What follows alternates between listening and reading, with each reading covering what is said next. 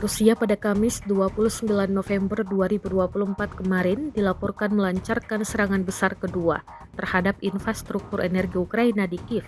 Serangan besar-besaran Rusia ini memicu pemadaman listrik besar-besaran di seluruh negeri.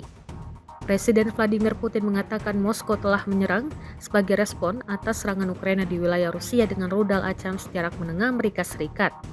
Dia mengatakan target berikutnya yang disasar Rusia bisa mencakup pusat pengambilan keputusan di Kiev. Sedangkan Presiden Ukraina Volodymyr Zelensky menuduh Rusia melakukan eskalasi tercela dengan mengatakan Rusia telah menggunakan rudal jelajah dengan amunisi tandan.